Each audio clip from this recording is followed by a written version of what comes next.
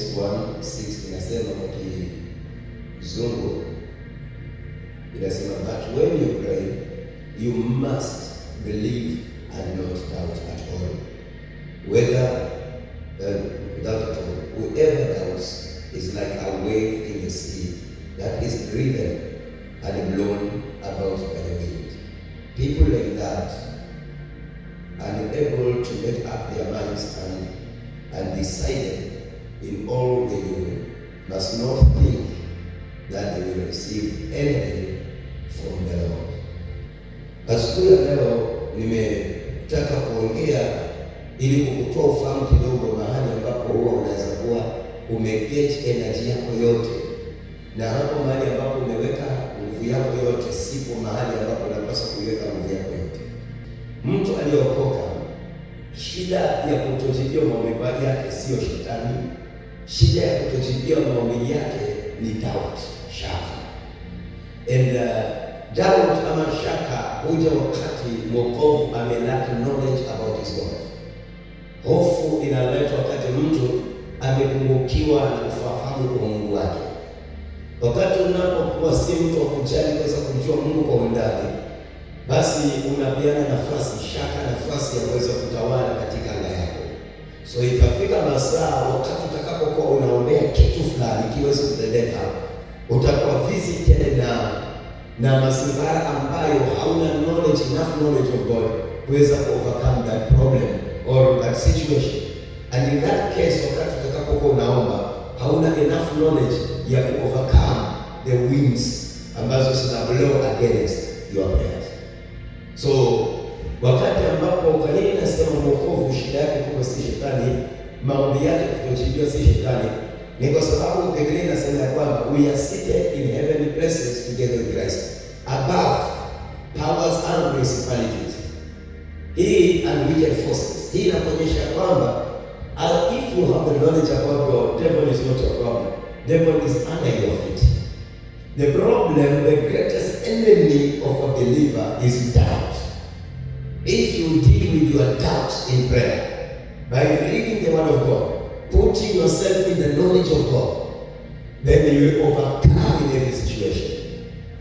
But most of the times, unaona believers tuna engage kwa vita, tukiwa tumemweka devil ahead, not knowing that doubt ndio inatusukuma ya kwamba jana niliomba, maombi yangu hayakujibika kwa sababu shetani alisimama. Shetani alisimama. Hii ni ishara ya kusema alikuwa na nguvu zaidi ya yule Mungu niliyemwita aweze kunang'ana na yeye. So your lack of knowing how God acts and how powerful God is to the situation makes your prayers not to be answered. Because you can only fight doubt by building yourself in the knowledge of God. Kulingana na kitabu cha Daniel mlango ule wa 11 mstari wa 32, anasema watu wa mji wangu wao watakuwa hodari kufanya na kutenda mambo makuu. So when you know God, doubt is defeated. When doubt is defeated, your prayers are answered. So God anatuambia katika kitabu cha Yakobo, kinatuambia your unanswered prayer is not because the devil has captured your prayers. It is your doubt that has stopped you from being answered. What happens is this, I want you to understand. Maneno yako huwa yanasafiri ukiwa unaongea. Ukiwa na imani ama kumjua Mungu kwa undani, maneno yako hayana kuzuilika mahali popote. Yanaenda free to the throne room of God. Lakini wakati uko na shaka, maneno yako kiachilia yanakuwa captured by the spirit of doubt, or by the power of doubt. Sasa yakashindwa kufika katika throne room of God. That's why Biblia inasema usidhani umejibiwa wakati kuna shaka, kwa sababu maombi yako ama request yako imekuwa njia. So wakati tunapoongea ndani ya maombi kama malaika amezuiliwa, hiyo ni story nyingine, kwa sababu wakati bado Yesu Kristo hajakuja akakana wokovu mahali pa juu. Kwa hivyo mkuu wa Wajemi, wa ufalme wa Wajemi, walipokuwa katika utawala wa Wajemi, walikuwa katika utawala wa ufalme wa Wajemi. Wajemi walikuwa wanatawaliwa na falme fulani. Kuna prince alikuwa na rule pale. Na ile prince alipokuwa ana rule of Persia, alipokuwa na rule pale, yoyote anayeomba, kwa sababu bado wanadamu hawajamleta in heavenly places by the sacrifice of Christ Jesus, kulikuwa na problem wakati wanapoomba. Kuna battles katika realm of the spirit ya legality of the prayers to be answered. But when Jesus Christ came, We were taken out of these principalities and powers and we were put above them. Na ndio maana nasema amewekwa chini ya miguu yetu, tumeweka chini ya miguu yetu Shetani. Kwa hivyo kama amewekwa chini ya miguu yetu na ufalme wake, then sisi wenyewe lazima tu accept that knowledge of God na kuweza kulive with it. Lakini ukianza kuangalia mahali umeumbwa, vile vile nasema watazame msalaba na usitazame mahali umeumbwa. Ukianza kuangalia huyo Shetani unamleta above you, vile ana act. So kwa sababu unaanza kumpima na yule Mungu ambaye amefanya kazi ya ukamilifu, na kwa sababu hujajua undani wa Mungu wako na kile alichokamilisha, unabehave kama hakuna kitu Mungu alikamilisha, na ni kama unaanza kutaka kukamilisha mambo ambayo Mungu hakukamilisha. So you must know that as believers we are effecting what Jesus already did. Maana yake tunafanya yale mambo tunayakubali kwa imani ambayo Yesu aliyomaliza kwetu, ndio tunaomba ili yaweze kufanya nini? Yaweze kukamilika katika maisha yetu. We are effecting our transfers. We are effecting our salvation as we read the word of God. When you come to the knowledge of God, you effect that knowledge. Inaanza kuwa na effect katika maisha yako. Unaifanya ianze kuwa na nini? Na move. Ianze kuwa one with you. Watu wamjuao Mungu wao watakuwa hodari na kutenda mambo makuu. When you know God, kusudi ama ishara umemwelewa Mungu kile alichofanya na Kristo ni kwamba devil is not a problem. The problem is your doubt. And this is an apostle speaking. The problem is your doubting of what God did. Na unakubaliana na kile Shetani ambacho anafanya.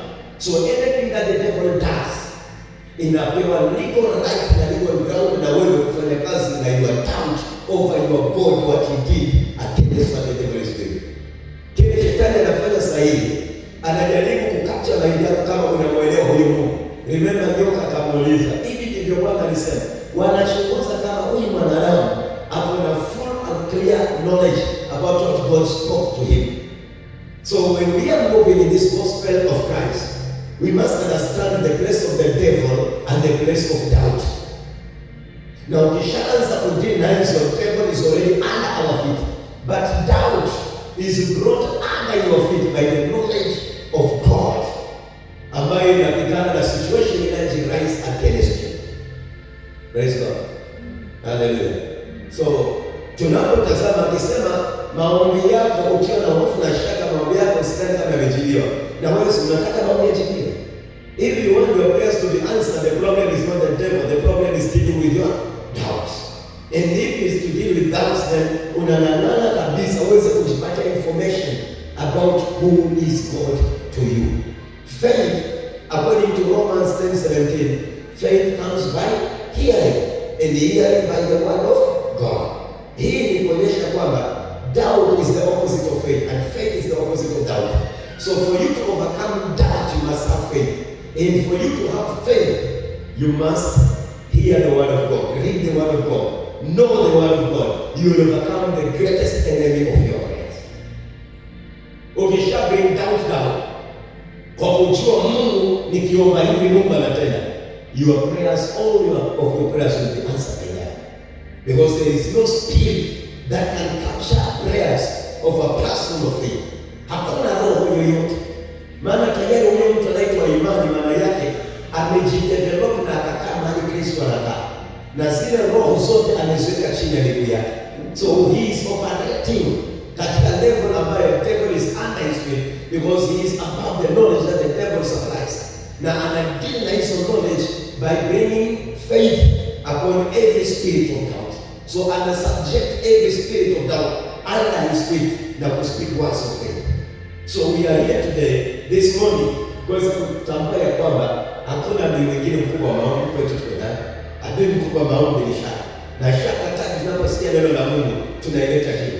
Kwa unapoona wenzako ama kitu chochote kinatendeka around you na kinakuwa disturbing, hakipaswi kukusumbua kiasi cha kukunyima wakati unaomba, unafocus kwa ile kitu na badala ya kufocus ile Mungu ametenda ama ana uwezo wa kutenda. So my subject ambayo ilikuwa kwa muda mfupi ni hiyo ya kwamba devil is not the greatest enemy of your prayers and doubt. Your unanswered prayers, devil is not the greatest enemy. And if it's the greatest enemy, you've given him room, kwa sababu you don't know your God. If you know your God, and if you know how powerful your God is and what He has done in your life, you'll chase doubt away. Ukiombea watu ambao wako na shaka na bado hawaja access Mungu na wako tu na maombi peke yake bila kuwa na knowledge about God, itakuwa uzito sana huyo mtu kuweza kupata result, kwa sababu unaweza kumpatia kitu, lakini akitoka akitembea akifika kile kitu anakutana nacho, badala ya confess the abilities of God, ana confess the ability of the problem. Sasa confess the ability of the problem and welcome the spirit of the problem instead of welcoming the spirit of God. So you need to know your prayers will always be answered if you don't have doubt. Anasema mtu huyo asidhani kama amejibiwa na Bwana. Kwa hivyo hii ni ishara, tunaambiwa usijisumbue kama hujadili na doubt, jua kabisa ya kwamba your prayers will never be answered. Ukiwa una introduce mambo ya Mungu katika health ya mtu, usianze kuongea mtu na baadaye tena unasema nimemwombea lakini sioni. So hii ni ishara kwamba your prayers are being captured by the spirit of doubt. Every time you raise doubt inakuwa kama mfalme wa Wajemi, mkuu wa Wajemi katika hii karne yetu ya New Testament dispensation. That is the greatest enemy that can capture what we call prayer. Mwenye haki mtu ambaye anajua tayari unaitwa mwenye haki wa Mungu kupitia kwa Kristo Yesu. Kwa hivyo mimi niko na haki ya kupokea uhuru kupitia kwa kile Yesu alichofanya. Mwenye haki. Mimi ni mwenye haki. Haki yangu imetoka wapi? Mtu akiniuliza kwa nini unajiita mwenye haki? Haki yangu imetoka kwa Kristo. Kristo amenipa haki ya kuishi. Kristo amenipa haki ya uzima. So wakati ninapokuwa nasema ni mwenye haki, I speak because I know it is through Christ that I am called the righteous one. So because of that, devil can never harm me because anafuata watu maombi yao sio haki. Watu ambao wanaoenda against the knowledge of God or the gospel of God. So faith comes by hearing, and hearing by the word of God, not any word. And if you have that word of God, knowing God, utapenya kwamba hakuna kitu kingine. You know who you are. Don't move with doubt. Move with faith. You'll be an overcomer. So put the devil where he belongs and deal with doubt when you overcome. Don't just put the devil in the place of doubt. Usimweke shetani mahali ambapo ni shaka. Maana hapo tayari atakudanganya ya kwamba yeye kwako kumbe ni shaka yako ambayo imeondoka. So deal with what we call doubt, shaka, na ndio ndio alishamalizia na Yesu Kristo. Yesu amekuachia nini? Kudeal na shaka. Yeye amedeal na shetani. Kwa hiyo shetani unamwambia, ndio maana tunamtoa in Jesus name. Not in our efforts, in Jesus name out, because alishamalizana nayo. Kwa hivyo sio jina anaobey, lakini doubt hausikisema doubt in Jesus name get out. Doubt hawezi kukemea in Jesus name. Doubt unaikemea, unaiondoa na knowledge about God.